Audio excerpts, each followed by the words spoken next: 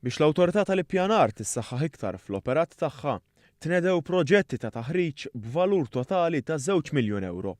Dawn il-fondi, kofinanzjati mill-Fond Soċjali Ewropew, huma mmirati sabiex joffru taħriġ lill-uffiċjali relevanti fih dan l-Awtorità tal-Ippjanar u entitajiet governattivi, kif spjega s-Segretarju Parlamentari għall-Ippjanar Chris Ġus. Ser ikunu proġetti fejn l-ħaddiema jistgħu jitħarġu f'livelli differenti mill-livell ta' diploma kif ukoll sa' livell universitarju. Għalhekk naħseb li l-Awtorità tal-Ippjanar fi żmien li ġej se tkun aktar preparata sabiex tilqa' l-isfidi li dejjem qiegħda tiffaċċja.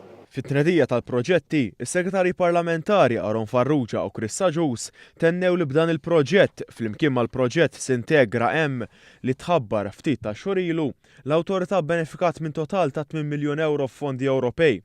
Is-Segretarju Parlamentari għal Fondi Ewropej Aron Farrugia saħaq kif proġetti ta' dan it-tip se jtejbu l-effiċjenza tal-Awtorità. Nimmassimizzaw l-użu tal-aħħar teknoloġija, tal-aħħar infrastruttura li nedejna fl-aħħar xhur f'pajjiżna biex bekk inkunu nistgħu naraw li kulħadd jista' juża l-aqwa sistemi, innaqsu l-burokrazija, innaqsu l-burden li għandna fuq is-sistema, imma wkoll li noffru l-aqwa servizz u servizz effiċjenti lil kull min ikollu bżonn is-servizz tal-Planning Authority.